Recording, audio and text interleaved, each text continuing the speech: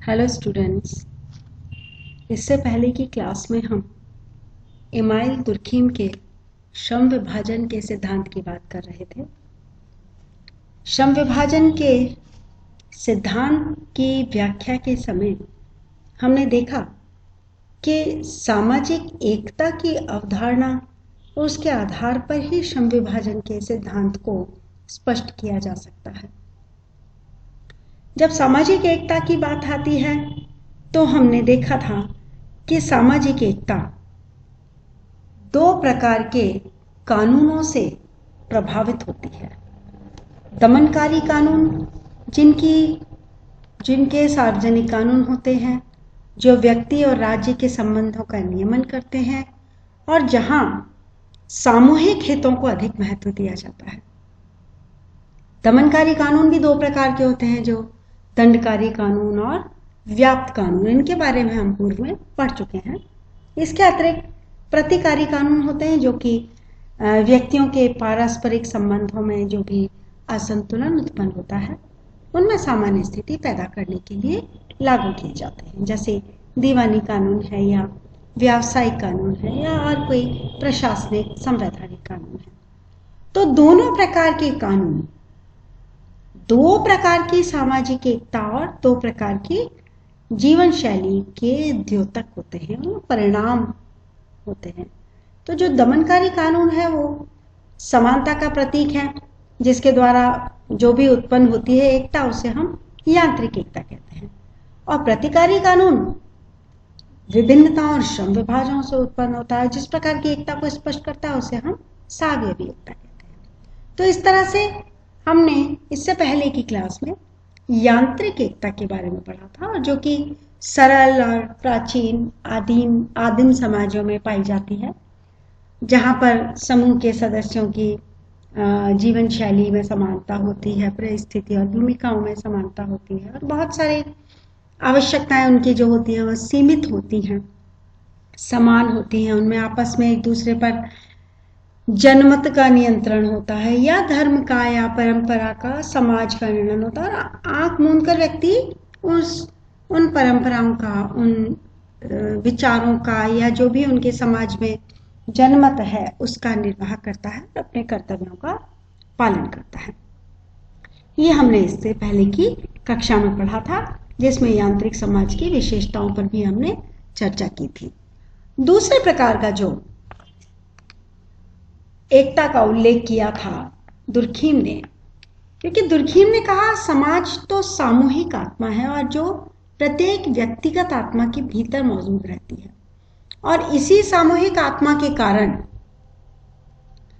लोगों में यांत्रिक एकता उत्पन्न होती है, और सामूहिक मन या आत्मा का जो निर्माण होता है वो समूह की सामान्य भावनाओं के आधार पर होता है, और समूह के सदस्यों में जो पाई जाती हैं समानताएं या सामान्य प्रवृत्तियां, उनके आधार पर यांत्रिक एकता की उत्पत्ति होती है। किंतु जब हम सावयवी एकता की बात करते हैं तो हम देखेंगे कि सावयवी एकता, जिसको हम ऑर्गेनिक सॉलिडेरिटी कहते हैं, वो ठीक यांत्रिक एकता के विपरीत है।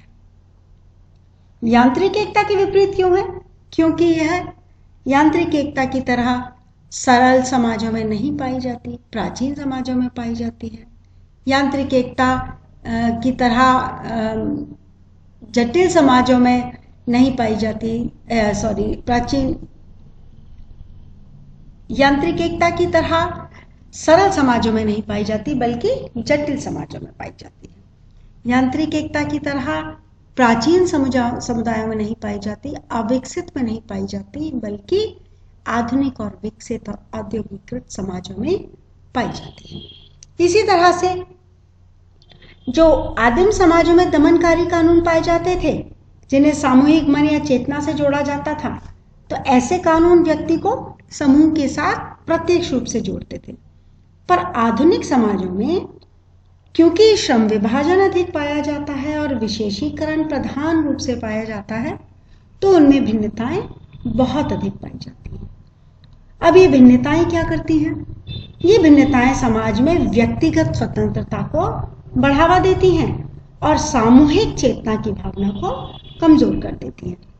तो उससे क्या होता है, व्यक्ति समूह से प्रत्यक्ष रूप से नहीं जुड़ता। विभिन्नता युक्त जो आधुनिक समाज होते हैं उसमें, क्योंकि जिस तरह से शरीर के अंग, एक अंग दूसरे अंगों पर निर्भर करता है और इस कारण से शारीरिक एकता पाई जाती है, ठीक उसी तरह सावयवी एकता भी समाज में पाई जाती है। क्योंकि समाज के सदस्यों की जो आपस में निर्भरता होती है एक दूसरे पर, और जो केवल विशेषीकरण की वजह से उत्पन्न होती है, वो उन्हें एक दूसरे के नजदीक आने के लिए, एक दूसरे के निकट आने के लिए बाध्य करती है। और वही बाध्यता एकता के रूप में स्थापित हो जाती है, जिसे दुर्कीम ने सावयवी एकता का नाम दिया है। सावयवी एकता की जो अभिव्यक्ति है वो प्रतिकारी कानून के द्वारा होती है, और प्रतिकारी कानून का संबंध आप जानते हैं कि व्यक्तिगत नैतिकता से होता है। तो ये व्यक्ति समाज में प्रत्यक्ष रूप से नहीं जोड़ते समाज से व्यक्ति को, बल्कि किसी संस्था के माध्यम से जोड़ते हैं, जैसे न्यायालय के द्वारा या वकील के द्वारा या और कोई मध्यस्थ संस्था के द्वारा। तो इस प्रकार से सावयवी एकता को हम शारीरिक एकता के समान मान सकते हैं। जैसे शरीर का निर्माण हाथ, पैर, आंख, कान, नाक, मुंह, पेट, सिर आदि सभी अंगों के मिलने से होता है। शरीर के जितने भी ये सारे अंग हैं, इन सबके काम भिन्न हैं, लेकिन ये सब काम तब कर सकते हैं जब ये एक दूसरे से जुड़े हुए हैं। आंख और कान शरीर से अलग होकर कभी अपना काम नहीं कर सकते। हम देखते हैं कि शरीर के जितने अंगों के बीच में एकता पाई जाती है वो पारस्परिक निर्भरता के कारण उत्पन्न होती है। तो इसी तरह से आधुनिक समाजों में भी एकता पाई जाती है। जनसंख्या के बढ़ने पर लोगों में आवश्यकताओं में वृद्धि होती है और इन्हें पूरा करने के लिए समाज में श्रम विभाजन और विशेषीकरण आवश्यक हो जाता है। जब श्रम विभाजन और विशेषीकरण होता है तब व्यक्ति एक ही प्रकार का कार्य करता है, इससे उस व्यक्ति का महत्व बढ़ जाता है, क्योंकि वो समाज की किसी एक आवश्यकता की पूर्ति करता है। क्योंकि एक व्यक्ति एक ही प्रकार का कार्य करता है, जैसे कि हमारे शरीर का एक अंग एक ही प्रकार का कार्य करता है। आंख से कहा जाए कि नाक कुछ समय के लिए अपना काम नहीं कर पा रही, तो सांस लेने का काम आंख कर ले तो वो नहीं संभव है। या कान से कहा जाए कि मुंह में कोई तकलीफ है, छाले हो रहे हैं या दांत में दर्द है, तो आज भोजन को तुम चबा लो, तो वो नहीं संभव है। इसी प्रकार समाज में जब सावयवी एकता होती है तो एक व्यक्ति एक प्रकार का कार्य करता है और दूसरे प्रकार के कार्य के लिए उसे उन पर दूसरे व्यक्तियों पर निर्भर रहना पड़ता है। और ये जो निर्भरता है, इससे जो उत्पन्न होती है सहयोग या एकता, उसे दुर्कीम ने सावयवी एकता कहा है। तो दुर्कीम ने यह भी कहा कि ये एकता एक परिवार में या व्यवसाय में या सरकार में पाई जाती है। ये सब इन व्यक्तियों की समानताओं के कारण नहीं होती, बल्कि विविधताओं के कारण होती है। और जो भी एकता इससे उत्पन्न होती है, इस तरह से उन्हें दुर्कीम ने सावयवी एकता, ऑर्गेनिक सॉलिडेरिटी का नाम दे दिया। अब इस एकता की उत्पत्ति किसी भी एक ऑर्गेनिक के विभिन्न अंगों के बीच में पाए जाने वाले श्रम विभाजन से उत्पन्न होती है, और श्रम विभाजन के कारण समाजों में सावयवी एकता पाई जाती है।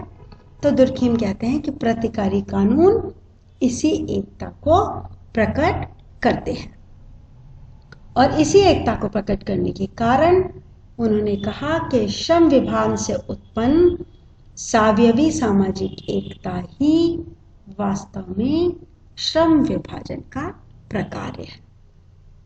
तो दुर्कीम का ऐसा मानना है कि जब आधुनिक समाजों में सावयवी एकता मिलती है, पाई जाती है, देखी जाती है, तब प्रतिकारी कानून इस सावयवी एकता को प्रकट करता है, और इसी कारण यह सावयवी एकता या सामाजिक सावयवी एकता श्रम विभाजन का एक बहुत ही बड़ा फैक्टर बन जाती है। इस प्रकार से उन्होंने सावयवी एकता को यांत्रिक एकता से सह संबंधित करते हुए उनके बीच में अंतर बताते हुए, तुलना बताते हुए यांत्रिक एकता और सावयवी एकता को स्पष्ट करने का प्रयास किया। कल की कक्षा में हम सावयवी एकता की विशेषताओं के बारे में अध्ययन करेंगे। तब तक आप इसे अच्छी तरह पढ़ें, समझें और यदि कुछ समझ ना आए तो मुझसे संपर्क करें। Thank you.